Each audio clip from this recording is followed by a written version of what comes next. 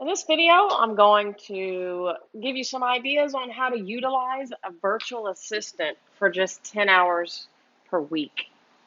This is Tracy Kaywood with Property Mob, and a lot of people are interested in hiring virtual assistants, but they may not know what to give them to do or how to keep them busy. That's like the biggest objection that I hear from investors is I don't have enough work to keep a VA busy for 10 hours per week. You see what I did there? Per. So hopefully after you've watched this video, you'll have some better understanding of some very important tasks that you should be assigning to your virtual assistant. And anybody who's really taking their business seriously should have an assistant that is doing the administrative work that is all part of running the business. So you shouldn't be in there doing that stuff. You should have somebody else on your team that's helping you. So after this, you should certainly have no problem finding 10 hours a week or more for a virtual assistant to do for you. So first, I want you to get out of worker bee mentality. So this might be the toughest thing to do, is thinking that you need to do everything yourself and that nobody can do it better than you can because you've been doing it so long. Or that you like to do it. That's worker bee mentality. Think about if you owned your own business, let's say a restaurant franchise. There's no possible way that you can do everything that has to be done to run that business. If you're behind the counter cooking the hamburgers, well, then you have worker bee mentality. Your time is best spent as the business owner doing things that can expand your business or systemize it a little bit more, organize it, or find ways to improve it on a constant basis, not actually doing the work yourself. So certainly some of it can be done by you, but not all of it, especially things that are administrative that you can give to somebody else. So always be thinking about productivity. How can you be the most productive? And what tasks actually take time to do? There's certainly a lot of tasks that are done every day, every week, every month as part of a real estate business. So to be productive, instead of you doing it, you can focus on something else and outsource those to your virtual assistant. So we need to find something for the virtual assistant to do Monday through Friday for 2 hours per day. That's how we're going to get to our 10 hours per week. And I say 10 hours per week because that's the minimum that Property Mob requires to hire one of their virtual assistants. You can certainly go outside of Property Mob and hire your own virtual assistant, but they're most likely going to want at least 10 hours per week as well to commit to being under your jurisdiction, because that's not a lot of work. So they want to at least be guaranteed they're going to have at least 10 hours that they can count on a weekly basis. Now, Property Mob virtual assistants are trained to perform over 80 administrative tasks. So 80 administrative tasks. So if you can't find something for them to do out of these 80 administrative tasks, then go back and address the worker bee mentality challenge that you might have.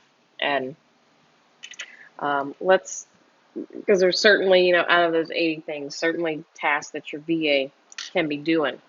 So I'm going to help you next decide which ones that your VA should be doing and which ones you should start delegating first. So option number one, there's two options I'm going to go over with you to help you determine what to give her or him first. So for the next 48 hours, as long as it's Monday through Friday, write down everything that you do in your business. And I mean everything. If you're making phone calls, if you are pulling comps, pre-screening sellers, looking up taxes, um, pulling mailing lists, working in spreadsheets, going to look at properties, writing contracts, whatever you're doing, write down every single thing that you do in the next 48 hours. Just put it on a sheet. If you do things more than once, just put little tick marks by it and say, okay, now I'm pulling comps again. So how many times you're actually doing that. And after your 48 hours, then I want you to cross out everything that can't be learned in 2 hours. So for example, pulling comps. That's certainly something that takes time and practice and skill. And you have to, it's trial and error on pulling comparable sales. So you can kind of half-ass pull some comps on something that you learn in 2 hours, but until you really get in to pulling comps and doing the research and knowing what a comparable sale even means, then that is not something that you can learn how to do efficiently in 2 hours, or not well enough to give to somebody else. So cross everything out that can't be learned in 2 hours. Next, cross out everything that involves talking on the phone. This might be, like, oh man, but I want my VA to talk on the phone for me. Well, if you have a property mom, virtual assistant, or you're planning on hiring one, we do not train them to talk on the phone. They are not deal makers or negotiators or lead generators. If they were, then they would be a lot more money to use them. So we don't teach them how to do this business. We teach them how to supplement what you do. So everybody wants a virtual assistant. They can go out and find seller leads for them. And well, I'm sorry, that is your job as the investor, is to generate leads.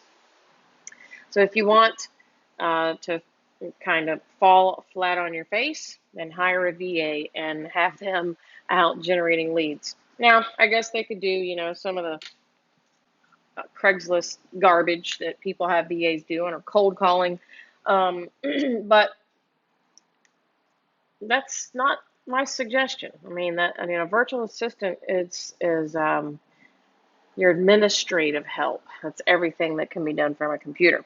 Now, once you're under contract with the seller, then the VA, primarily is going to communicate by email and text, but occasionally they will have to get on the phone, and that's okay because you've already established the relationship with your seller or your buyer. But for now, if we're just trying to determine what to give to a virtual assistant for work to fill up 10 hours a week in their calendar, cross out everything that involves talking on the phone. This will leave you with a list of tasks that you have been doing for the last 48 hours. That's probably going to keep repeating as long as you keep doing business. And we've crossed out things that are hard to learn or hard to master, and we've crossed out talking on the phone. And now you have your task list for your virtual assistant. Option number 2. Underneath this video is top 5 tasks your virtual assistant should be doing. It's a PDF that I wrote. Download it and have a look at what your VA should be doing first for you. So you hire a virtual assistant, and you guys get introduced, and you go through the indoctrination period, etc. Now it's time to start them working.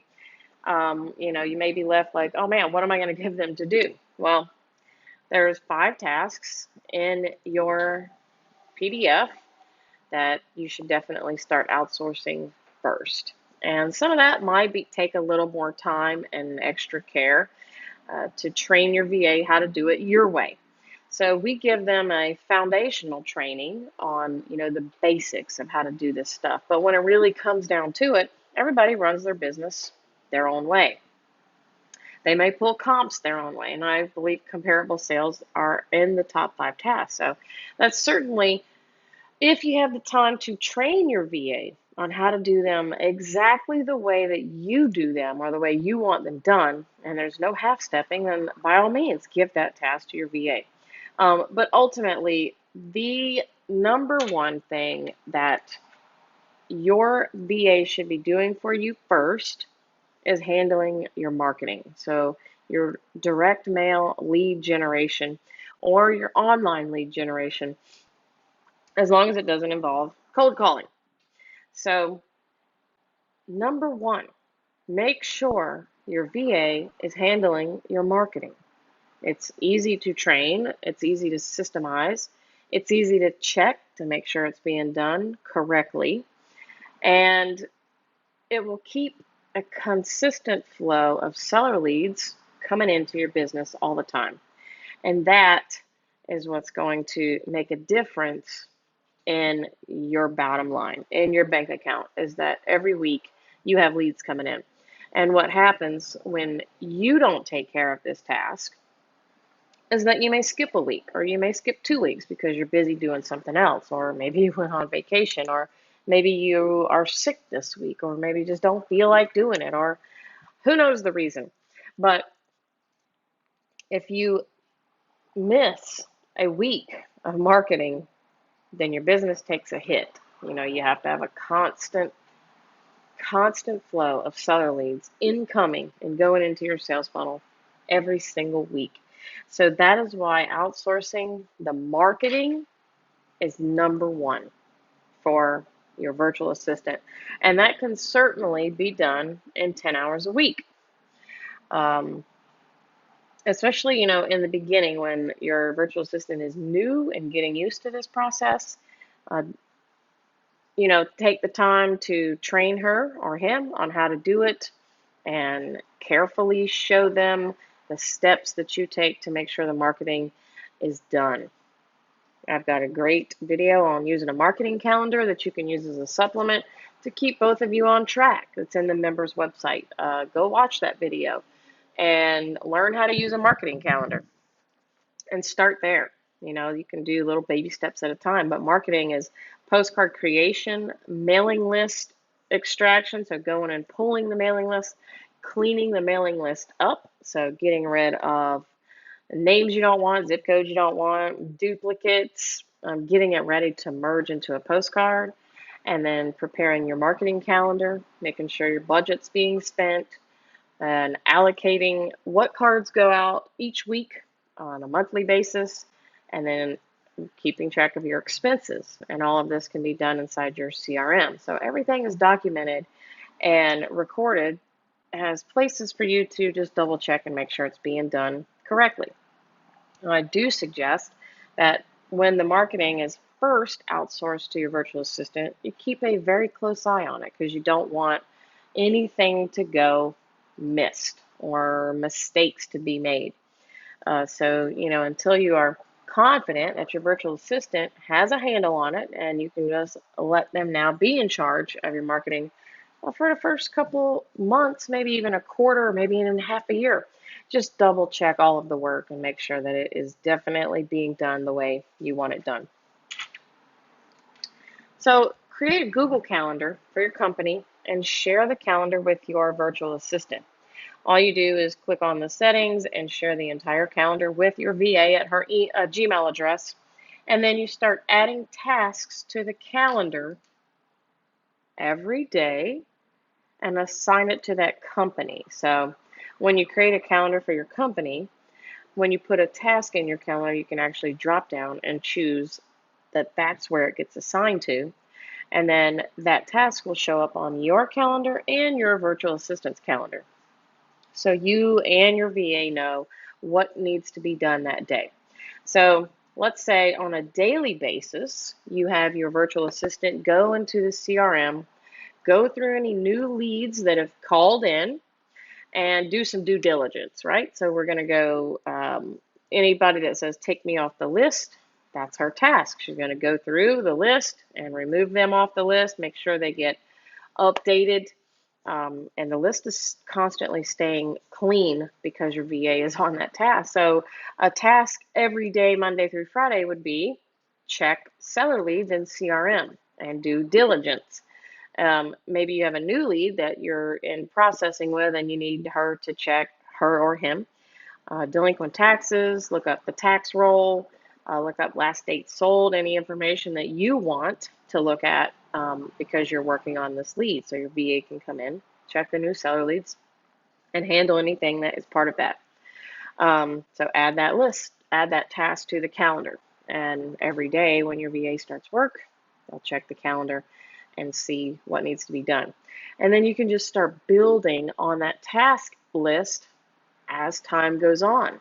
So maybe you do something today, you're doing it, and you say, I think I'm going to give this task to my VA now. You might have to record a training video if we don't have one already in the VA Training Academy. If you're uncertain, ask Ezra. If you use one of Property Mob's virtual assistants, say, hey, is there training on blah, blah, blah in the Training Academy? And she'll tell you. And then you can maybe have your VA go back and watch the training video again if they need a refresher, and then add that task to their calendar for them to do daily, weekly, or monthly, however often you do this task. They can also weekly do the analytics spreadsheet. So keeping track of the numbers for your business on the dankest analytics spreadsheet ever. That's also available in the members website.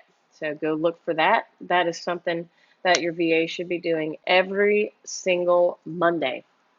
And we actually send out reminders both in the lounge and through email to your VAs if you have a Property Mob VA, and remind them, update the dankest analytics spreadsheet every single Monday, so that anytime you can go to your spreadsheet and see where your business is at with your numbers. You need to know your numbers up to date all the time. But that's something your VA can do because all of the information can be pulled from reports in your CRM. They just need to be transferred onto a spreadsheet. So, that's something every Monday, put that task in and have your VA updating your spreadsheet. The spreadsheet's available as a download in the Dankest Analytics spreadsheet training video that's on the members website. So you have the spreadsheet at your disposal, and your VA can update that for you. That's a task every Monday, and that might be a 30-minute task. So it definitely will take up some of that 2 hours on Monday. There's marketing that can be done for your buyers list. Once you have a new property for sale, the easy part is getting it sold. So anytime a new house is for sale, have your virtual assistant start marketing that property, starting with your buyers list, texting them, sending emails, sending pictures, and pre-screening them, if you will, and having them, go look at the house, give them lockbox code, receive offers from the buyers, and have them entered into the CRM. So, as you can see, as you go through your day and you write down the tasks that you're doing, keep that list and start delegating those tasks to your virtual assistant until eventually the only tasks that you're doing are the ones that you should be doing, which is negotiating with your sellers, and that's about it. Getting to the acceptable price, and even after that, it's gone. It goes to your VA, and she then prepares the contract and gets it ready. You can have the tasks repeat in the calendar, so you don't have to actually go in there every Monday, Tuesday, Wednesday, and start manually adding them. You can just have a setting in Google Calendar that it automatically repeats based on the rule that you give it. The next time you do the task, an administrative task, make it the last time that you perform that task. Just get rid of it. Put it on the calendar. Teach the VA how to do it. Don't assume they know how to do it the way you want them to. Maybe check. Have them go back to the training academy and refresh themselves if they haven't done it in a while. See how they perform the task, and if you have some tweaking that needs to be done, then let them know what that is. So giving up control of doing these things yourself is going to be the hardest part.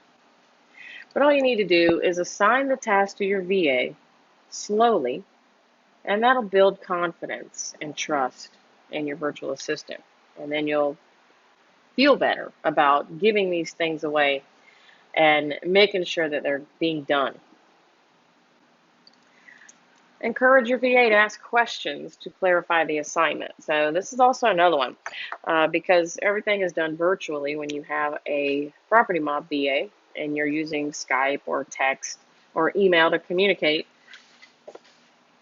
Sometimes the questions don't get asked. So the VA, instead of asking the investor, will ask Ezra. I don't understand what he wants me to do. Well, you need to tell your VA, if you don't understand, just ask me so that I can clarify it. It's no different than any new employee. A VA is one of your employees. So, of course, they're going to have questions if you give them an assignment to do and they don't understand. So, encourage them, if you assign a new task that they haven't seen before, to make sure they ask you questions if they have any doubt at all on how to perform the task correctly. So you know what the next objection is? But then I won't have anything to do all day. What am I going to do all day? My VA's doing all the work. Well, multiple streams of income never hurt anybody. Real estate wholesaling is every day, but it's not all day. So by outsourcing some tasks, you'll have some valuable time to learn a new way to make money. This could be in real estate, rehabs, rentals, subject to lease options. Just learn another avenue on how to make money in real estate.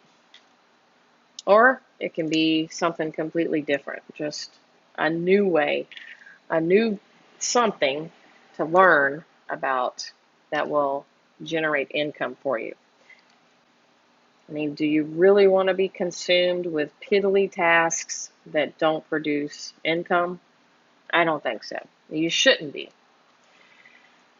Use your time and your entrepreneurialism and capitalize on it.